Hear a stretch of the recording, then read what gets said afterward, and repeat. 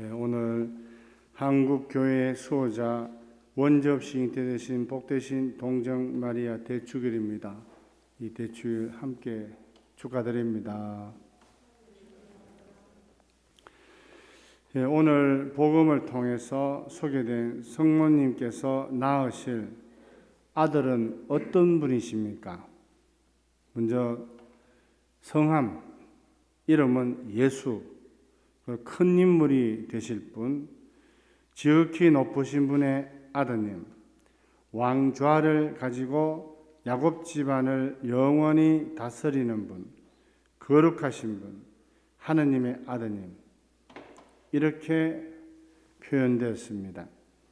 종합해 보면 성모님은 바로 하느님의 아들을 낳으신 것입니다.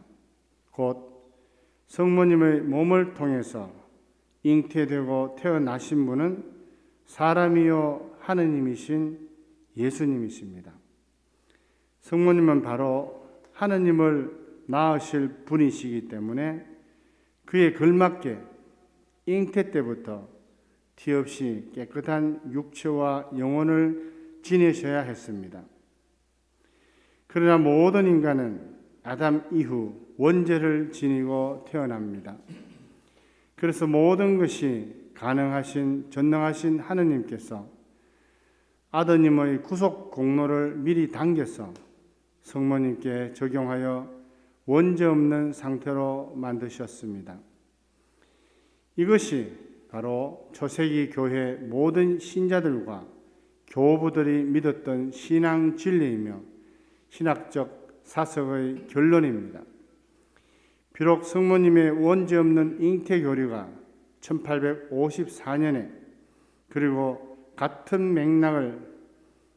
맥락을 같이 하는 성모 성천 교리가 1950년에 발표되어 믿을 교리로 선포되었지만 실은 처음부터 온 교회가 쭉 믿어오던 것입니다.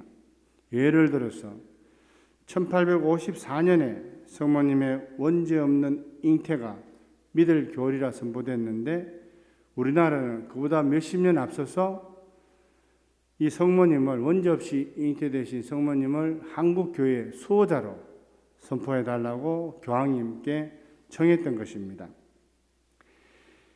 예수님이 위대하신 하느님이시기 때문에 예수님을 잉태하실 성모님도 티 없이 깨끗하셔야 했습니다. 바로 예수님의 위대하심 때문입니다. 그러나 이것은 다 공짜로 주어진 것인데 그렇다면 성모님의 공로는 어디에 있습니까? 그냥 공짜로 원죄 없이 잉태되신 겁니다. 성모님이 노력해서 그렇게 되신 것이 아니고 그렇다면 성모님의 공로는 어디에 있습니까? 성모님은 잉태 때 원죄 사함을 받고 깨끗해지셨고 우리는 세례 때 원죄와 모든 지은 죄를 사함 받았습니다. 그러니까 시간적 차이가 있을 뿐이지 성모님과 세례받은 우리는 사실 똑같이 깨끗해진 셈입니다. 같은 조건인 것입니다. 그러나 여기서 한 가지 큰 차이가 있습니다. 성모님은 그 어떤 것도 자신의 뜻이 아닌 하느님의 뜻대로 하고자 했습니다. 그러니까 부단한 인간적인 의지와 노력을 총동원해서 하느님의 뜻만을 실행했습니다.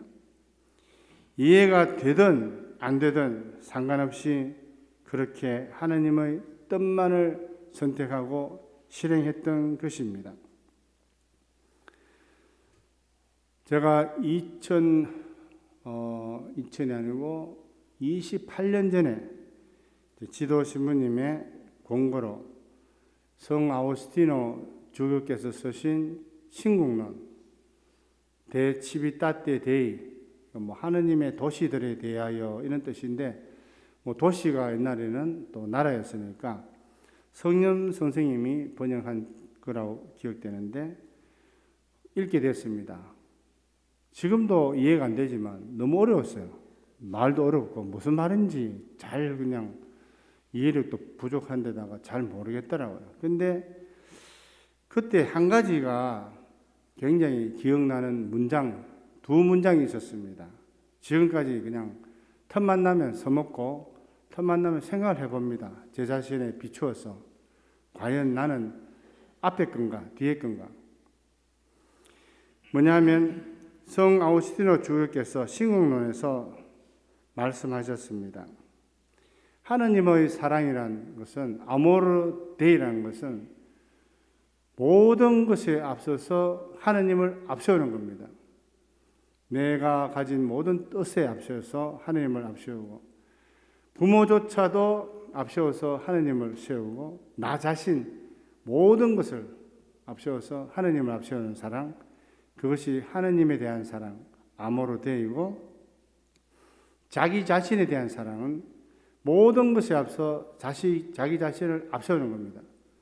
이 세상도 내 뒤이고, 부모님도 내 뒤이고, 하느님도 내 뒤이고, 내가 제일 앞이다, 앞세운다.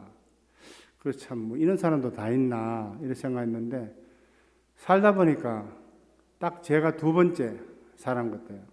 또 주위를 둘러봐도 아모르 데이를 사는 사람보다는 아모르 수이, 자기 자신을 앞세우면서 사는 사람이 많은 것 같아요.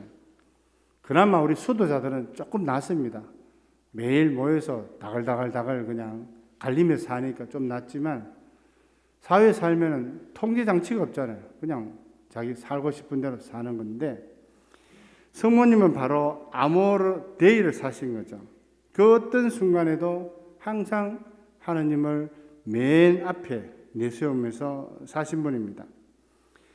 그렇다면 우리는 어떨까요? 우리 대부분 어떨까요? 성모님처럼 이런 분도 있습니다. 틀림없이 주위에서 그런 분 봤습니다. 훌륭하신 신부님들, 또 수녀님들, 수사님들, 신자분들, 그런 분 있습니다. 틀림없이 봤습니다. 현재도 주위에도 계시고요. 그런데도 불구하고 많은 사람들은 어떻습니까? 그 어떤 것도 하느님의 뜻이 아닌 내 뜻대로 하려고 합니다. 또 수도 생활하는 우리조차도, 많은 우리도 수행을 하고 있지만 우리조차도, 또 저 자신을 봐도 얼마나 고집불통이고 나 자신을 앞세우고 내 생각을 주장을 하는지. 그래서 공동체도 장상도 다 나의 다음입니다. 내 다음입니다. 그러니까 곧 성 아우구스티노께서 말씀하신 아모르 수이, 언제나 나를 모든 것 앞에 내세우는 그러한 삶을 사는 거죠. 내 생각이 맞는 생각이고 내가 보는 것만이 맞는 것입니다. 그러니까 지혜롭고 똑똑하고 재능이 많은 사람조차도 자꾸 실수를 하게 되고 제대로 판단을 못하게 되고 계속 잘못된 선택을 해서 주위에서 보기에 안타깝게도 자신을 망칩니다. 참으로 안타깝죠. 그래서 조금만 겸손하다면 우리가 가진 재능이 다 발휘돼서 본인도 공동체도 발전하고 행복할 건데, 고집 때문에, 교만 때문에 모든 기회를 다 잃어버립니다. 그리고 신구약을 다 뒤져봐도 하느님은 교만한 사람을 쓰신 적이 없고 또 쓰실 수도 없습니다. 우리가 수영을 할 때도 가만히 보면 뭔가 잔뜩 힘을 주면 가라앉아요. 근데 다 놔버리면 그냥 자동적으로 동동동동 물을 뜨죠. 그래서 하나님한테 맡길 때, 성모님 그 가나안에 16살, 15살 그 처녀가 뭘 할 수 있겠습니까? 학교를 다녔습니까? 돈이 있습니까? 뭘 할 수 있었겠습니까? 그런데 자신의 의지를 하나님께 몽땅 맡김으로써 하느님이 그 성모님, 가련한 나약한 한 처녀를 통해서 인류 구원의 역사를 시작을 하신 겁니다. 오늘 원죄 없이 잉태되신 참으로 겸손하신 성모님께 그 무엇보다도 우리 수도자들은 겸손을 청합시다. 우리 모두 성모님의 정부로 참으로 겸손한 사람이 되어 우리 자신도 공동체도 사회도 가정도 행복하게 만드는 사람이 됩시다. 아멘.